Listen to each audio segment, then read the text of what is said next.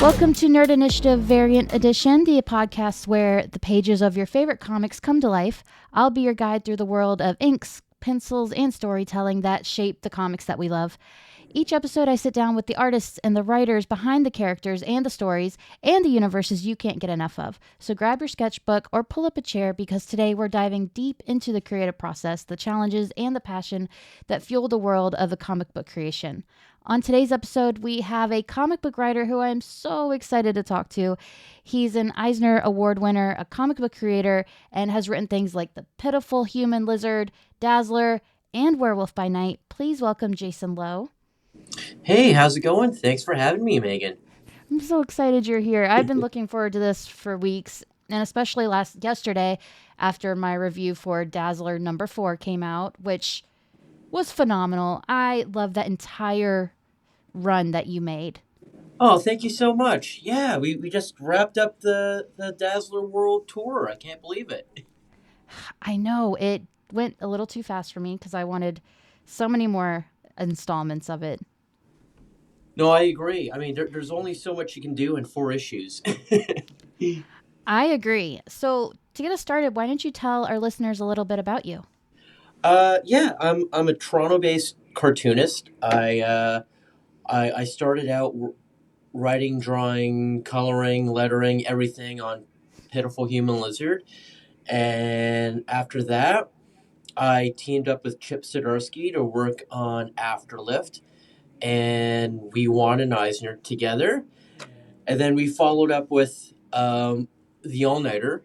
All Nighter and Afterlift, there were both titles that were found in the Comixology originals. And because of that Eisner, it helped open doors where I got to work on Star Wars Adventures and the High Republic Adventures for IDW, and Marvel found me. Actually, the funny thing about Marvel was they saw a sample work I did like 7 years prior that a friend of mine tweeted 7 years later, and they were like, well, Tom Brevoort was like, I gotta have this in one of my books, and he introduced me to a bunch of editors, and here I am working on all these Marvel properties. Wow, that's amazing. I guess it really does seem like fate brought you here. Oh yeah, it's crazy. It's there were times where like I thought I would just give up comics, like thinking either I've just been exhausted by the industry or just um, thought I've done like everything I wanted in comics, but no, like once they've given me access to this really cool sandbox with all these cool characters I grew up with, it kind of revitalized my passion to work in comics. Oh, that's so nice. I'm so happy for you. This is all so great. And it's clear that you could see your passion for the characters come to life from the pages. I mean, talking about Dazzler, Dazzler has had such a unique and sometimes underappreciated journey, I think super underrated. In the Marvel Universe, what drew you to writing her character? Well, it all started with Martin Bureau, the editor, who reached out to me thinking I would be a perfect fit, thinking, he wanted to bring some fun into the series, and he, it was under the speculation of Taylor Swift might be playing Dazzler in Yeah. the Deadpool and Wolverine movie. So, yeah, we wanted to have a comic ready just in time for like if that scenario was the case. And I was like, all right, like let me see what I can do, and hopefully we can try to get some synergy with the Swifty fans to come along and join the Marvel universe. And yeah, I wanted to bring that Taylor Swift Eras tour experience into the Marvel verse, and but at the same time, like, elevate Dazzler's career by giving her big first world tour, because I don't think we've seen her at that level yet. Since she's been performing in just smaller venues and stuff. But no, like, yeah, this was her time to shine, and we'll see how it goes in the new era of X-Men comics when mutants are again hated and feared. I love that you brought up Taylor Swift because when I heard the rumors of her being in Deadpool and Wolverine, I thought, I don't think she's in it, but I think this is a really clever ploy to hype up the new Dazzler run. So I put those together as well. So I see why that happened, but I'm actually kind of excited that she wasn't Taylor. I Yeah. like Dazzler as herself, just her own thing. And I think you really did capture the essence throughout the entire comic of Dazzler. Oh, good. Thank you. Yeah, I wanted to try to please all fans. I mean, it's funny because like Dazzler's like trying to tease. I mean, she's trying to please all of her fans in the comic, and here I am like, what if we do get like the Swiftie fans crossing over? Yeah, that's the funny thing. Like the Marvel office, we were all in the dark of the gossip. Yeah, so we were just taking a gamble. I guess I never really thought that you guys really wouldn't know. I mean, Marvel is wild about keeping secrets, Yeah, well, I mean, the studios when they have a secret, they want to keep it tight-lipped. which is fair. Yes. I mean, they had all of Ant-Man Quantumania. The entire script leaked word for word, so I get it. So, Dazzler is both superhero and a performer. How do you balance her dual identity as a hero and a pop star in your storytelling? Well, I just focused more on her, like lean into her music career because like that's what she always wanted since day one. Like she never, like when she was uh invited to join the X Men in the early Uncanny X Men run, like she said she wanted to just focus on her music and this is her chance where she's reached this big milestone in her career, where like she just wants to focus on delivering an awesome show around the world. So there's not much like the superhero thing is pretty much on the back burner, but she finds herself having to use her skills as an X-Men to defend herself. Yeah, I that's something I've always appreciated about her. The mutants they go from, "Oh no, I'm a mutant" to "I'm an X-Men" so quick. And she's always kept it 100 and said, "I just want to be a pop star. I just want to be famous." And I've always loved that. Yeah, and when you have like so much pressure trying to please millions of fans in this world tour, like she's so driven. Like that's her main focus. Like she has no time to focus on um, anything else of like fighting evil, but she'll use her platform to take a stand and fight for what's right in her tour. I did really love that aspect about uh, every issue of Dazzler, that it had the overtones of her being a pop star and just trying to get through her tour while being a mutant, but it also had the undertones of like fighting the bigotry and the hatred, like one tour date at a time. And I loved it all throughout, even the songs, which Out and Proud was I wish I could actually hear it, but like it was written beautifully. Oh, thank you so much. When I do have the confidence, I would like to like just try to sing like my version of the lyrics. Like I just needed some time to practice, but I've always like had it in my head of like just when I'm writing it out. But funny thing is, like whenever I go back to like I would write out the first draft of the song lyrics, and then like with some melody in mind, and then I go back and the melody that I originally had would slightly change, and then I'd find myself continuing from where I left off with a slightly different melody, and I'm hoping that it does. does sound cohesive in its own way. Funny enough, like this morning, someone sent me an AI of an AI music track of Out and Proud AI, which I don't support by for the Yeah. record, Yeah. but I mean, it gave me a good rough idea of that. It was like, yeah, like this kind of works. I mean, it just totally works as a song, though I would not like make it sound like a um, classic rock tune. Like it would be a bit more melancholy. Uh, well, the start of Out and Proud would be a bit more melancholy, like in at the start with like very Taylor Swift flavored. That's what I thought it was. It like kind of started slow, and it felt like a heart wrenching song, while at the same time having her sass thrown into it. I gotta pull up the lyrics and see if I can just read through it again, and so I can kind of like give an idea of the melody I had. Um,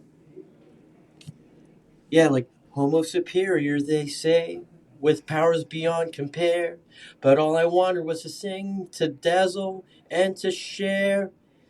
You can call me Dazzler for the light I bring, but the truth is, it's a burden, it's a heavy thing. Like that kind of, it's a little bit off, but like that sort of tone, and then it kind of builds up to the chorus. I like it. I like it a lot. I think it's a weird position to be in because you never really read songs from a comic. But I mean, if you go and make that song, you're cutting edge right there. You're starting something new. Thank you. I mean, Yeah. it's funny because like people can have their own interpretations of the melody, and it could work either way. Like you see all these different covers for songs, with interesting approaches. So yeah, I'm all open. Hopefully, we'll get to hear some very musically inclined people to come up with their versions. I'm not a Swiftie by any means. Appreciate what she does, just not for me. But I would like to see Taylor Swift take a stab at that song.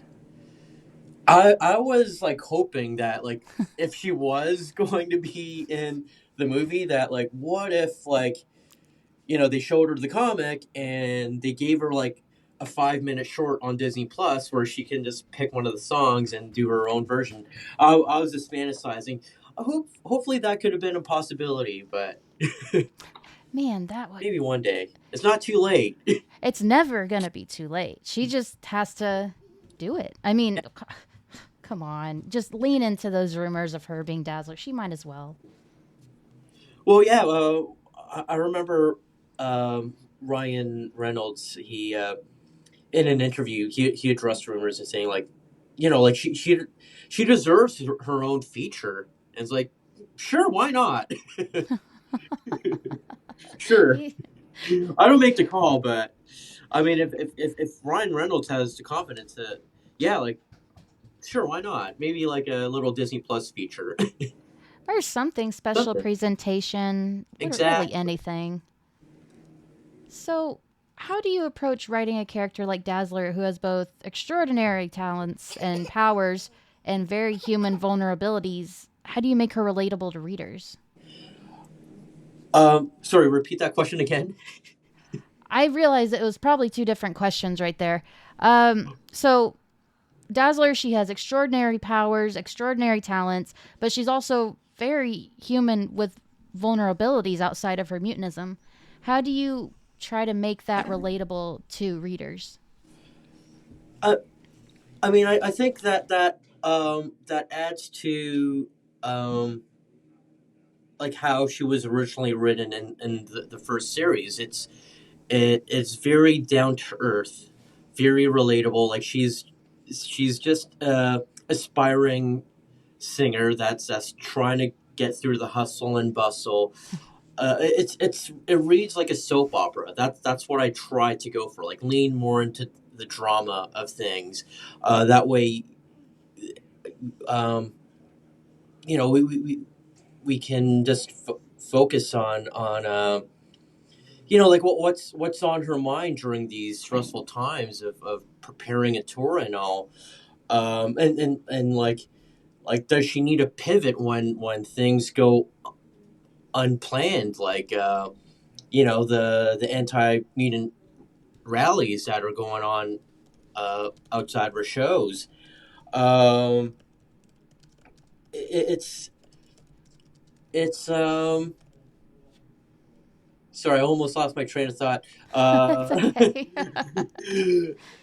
But yeah, I think like what makes her human is like she's trying to come up with the best decisions as best as she can, which might not be the best, but like she's making them on the spot, and even relying on someone like Wind Dancer to help with that. Which and the thing is like Wind Dancer is I guess she like for Dazzler's safety, like she wants to make sure that she's safe and saying the right things, and present it in a safer way. Um, um, Even though it kind of contradicts what Wind Dancer was in the previous comics, where like she was very vocal about being out and proud, but like in a world in this new era, like like after being shaken up from Krakoa, like you don't want like what could like be the next thing that could happen after Orcus. So like they're trying to they're walking on eggshells Yeah. since everything from Krakoa.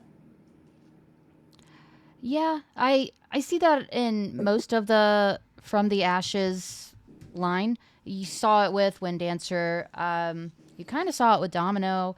I see it with Kitty Pride. Everyone is does seem shaken up and just like not sure where to go with their lives. But I like that Dazzler is just like, I'm still gonna be a star. I've died. I've come back. I've lived through the end of Krakoa. I'm just here to be me, and I really appreciated that.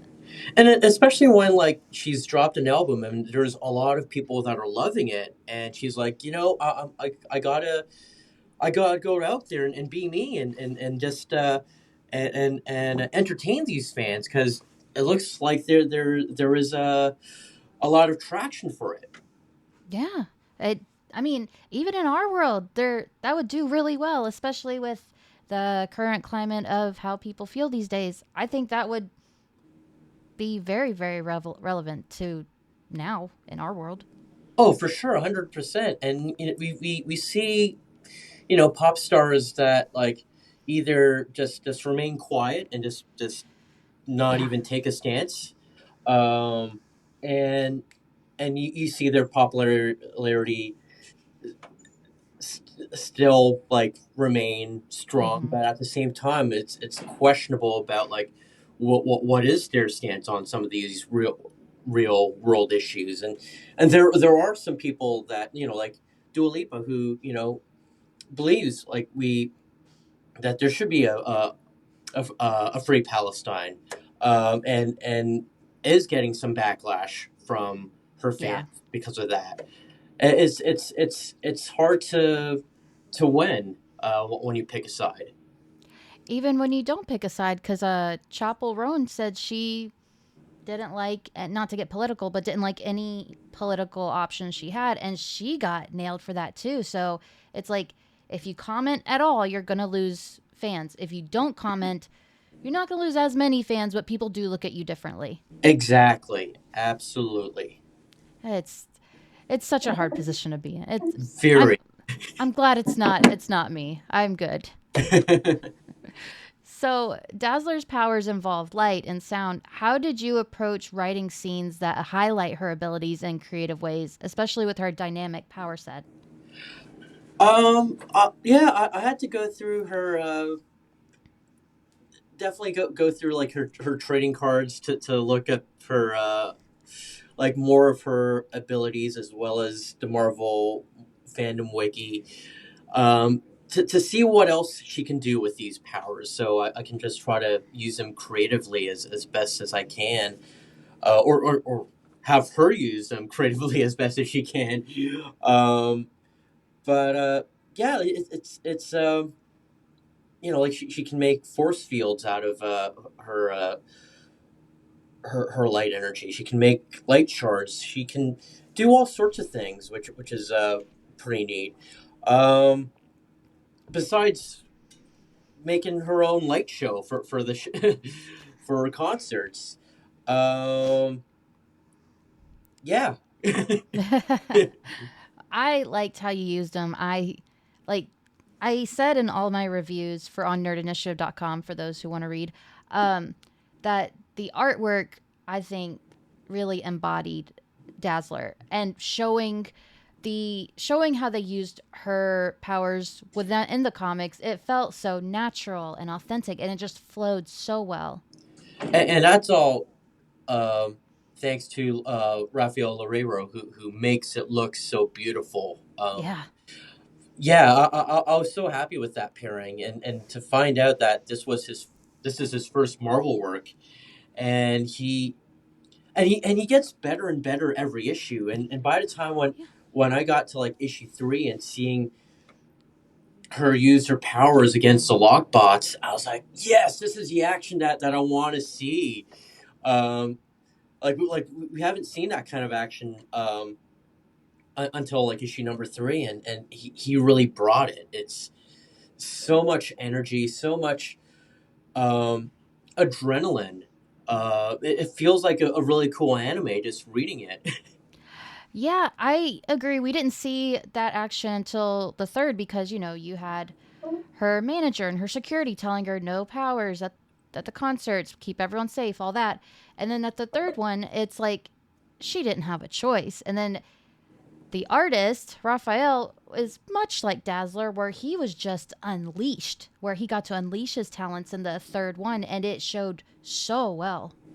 Oh, absolutely, absolutely. I wish we had a bit more than 4 issues, so we can kind of like give a good just to show good display of everything to celebrate Dazzler. But we had to pick and choose like the soap opera and the action and her like the political elements behind an Yeah. X-Men comic. I'd say it came at exactly the right time off the Taylor Swift hype, off the political climate, all that.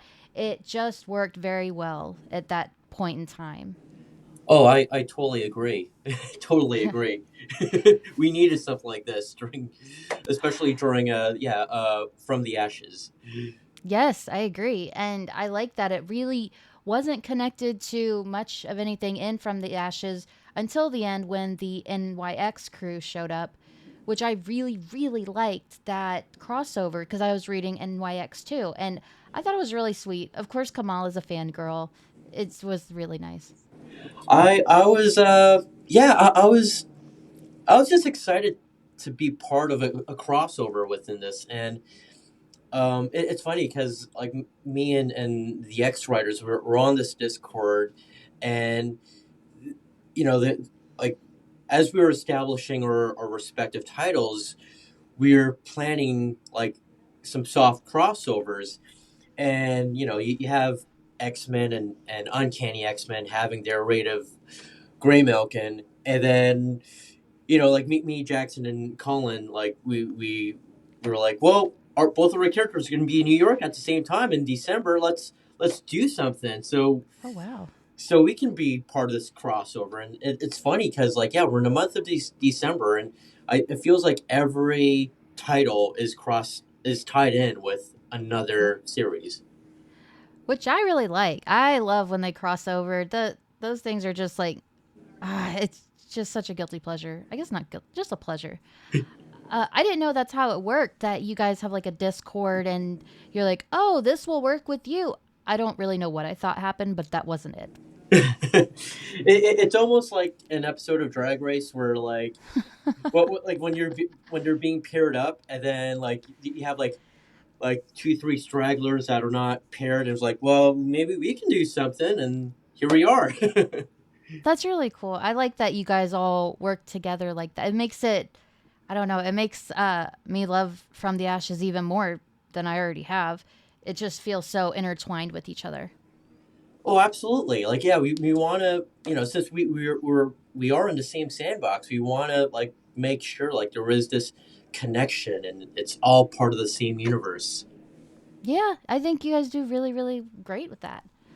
Um, so you did touch on earlier a little bit that you did pull Dazzler's story from a particular era or storyline. Could you give a little bit more about that? Um, well, the era it's pretty much the new era right now, which is like Yeah. this is her new milestone, and that's her launching her new world tour. That like this is a level that she's never performed before, Mm-hmm. and there's a lot of manpower, mutant power that that goes into running uh, a grand show like that, especially when it's scattered all around the world. Um, yeah, it's kind of neat. Um, it's hard when there's only four issues and you have a world tour and you want to try to feature as much countries as possible, Yeah. and so you kind of just had to pick and choose which places you can feature. Um, yeah, I was kind of happy how with the locations we picked. So we had, well, I guess we had two North American tour dates, one in the West Coast, one in the East Coast, and then UK and Japan, and Madripoor as well. Um, yeah, and I think yeah, like I've already mentioned this before, but yeah, like she's just trying to navigate her way through all the tribulations, um, while trying to maintain a good image of herself. I think she did well. I mean, I liked so many little things. Like you saw the fans tweeting about her, or just, and they're such on such different spectrum ends of the spectrum. They're like, oh, she's horrible, she's the worst, she's a mutant, and the other one's like, let's go Dazzler. I liked how you guys captured that very modern vibe throughout the all four issues. Oh, thank you. Yeah, I mean, that was a way to definitely show like how does the whole world view her, um, and you and also like yeah, just picking and choosing um, the click clockers that we want to see that reflects her the temperature of what she's bringing into the world. Yeah, I it nailed it. That's all I can really say.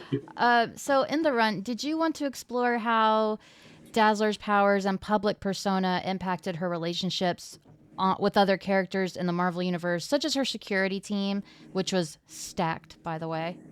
Oh, thank you. Sorry, repeat the question again, please. Oh, it's okay. I realize I No, keep no, it's trailing my off, fault. but no, I keep You trailing wait. off because I'm like really excited.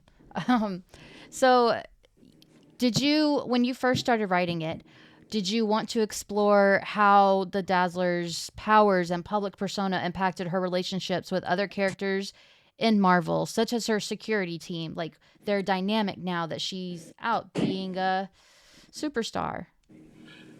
Yeah, I mean, when it came to coming up with her supporting cast, it was almost like organic, Mm-hmm. um, and and how I've used some of these characters before. Um, so when Martin, when he approached me with the project, he says, okay, like, so yeah, like, would you want to work on Dazzler? So far we have Dazzler with Strong Guy and Domino. It's like awesome. Like that makes sense to have Domino, and um, and Strong Guy. That's like, actually, like, I was gonna suggest, if we have Strong Guy, let's bring in Multiple Man, because Yeah. I've read in both of them in Uncanny X Men. No, no, X Men Unlimited, the Infinity series, and I wanted to bring that fun uh, buddy aspect into the series.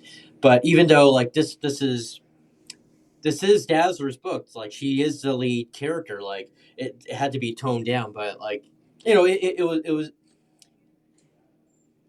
having Multiple Man helped explain um the level of production that she has, and because he's the one man production crew.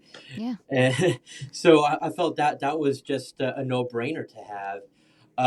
Having Shark Girl as a drummer, like, I have written her in the Lila Cheney episode of X Men Unlimited, and I was like, like, let's bring her over in Dazzler's band, and let's have Wind Dancer come along as her PR agent, PR manager, since we've seen her with Layla Cheney, and the thing is, it's like, you know like, after that issue with Layla Cheney, where she was forced to be in this dating show to help promote her new album. Of course, Cheney fired Wind Dancer because that was a bad idea. So, Wind Dancer crossed over to Dazzler's team, and same with Shark Girl. Um, yeah, so it kind of just worked organically, since I previously worked on these characters. That's really cool. I didn't realize that. I like that you brought them in because they were just random enough to where they made sense, but you didn't see it coming that they would be there, but it was like, well, of course they're there. It's Multiple Man. She needs help. Exactly. Yeah. And Yeah. what else would have he been doing? I mean, he's Yeah. a one man security team, one man production team. Actually, he could have been, like, doing other things in another title, and it's funny because when I picked him, they had to double check if he was going to be used in any other title, and I was like, look, he's Multiple Man. He can be anywhere. Just give me if it doesn't have to be Prime. Just give me one of the dupes, and then he can just multiply to be the supporting cast. That's true. I never thought that he could just cross over everywhere and it would have absolutely no impact on the story. Exactly.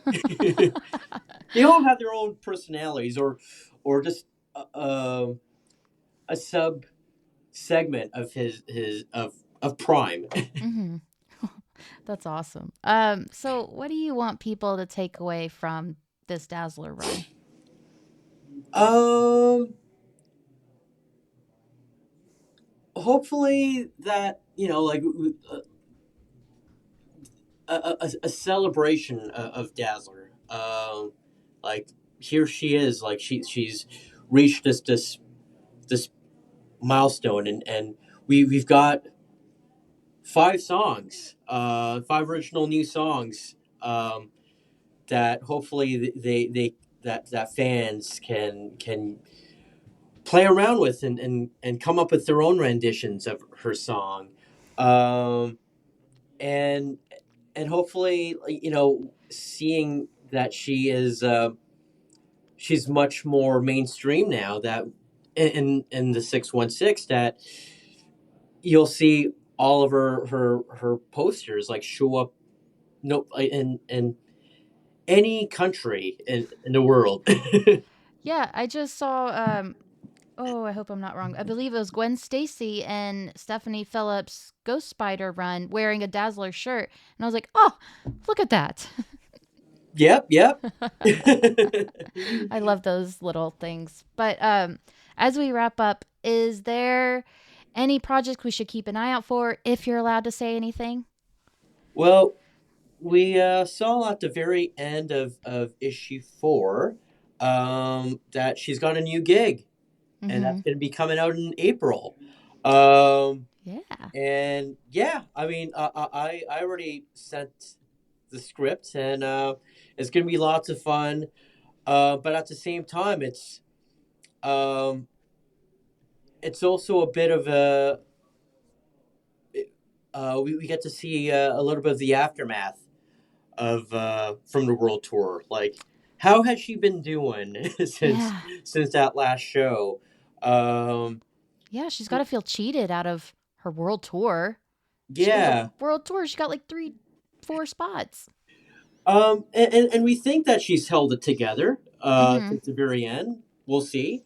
Um, and if you saw that last page, that poster to the her new gig, yeah, Lila Cheney's featured, and Luna Snow. Yeah, that was surprising. Yep. Yeah, Uh, could they be possibly headlining a show? We'll see. I have my fingers crossed. I would really like that a lot. But other than that, yeah, I got Werewolf by Night. That's still continuing next year. Um, yeah, issue number 5 came out a while ago in December, and as we saw at the very end of that issue, and as we see in the solicits for issue number 6 and 7, Lilith is back. Yeah, The queen, yeah, Queen Lilith. She's taken over the Darkholders, and she's bringing her brand of evil. It's man, it's just gonna get darker for Jack Russell.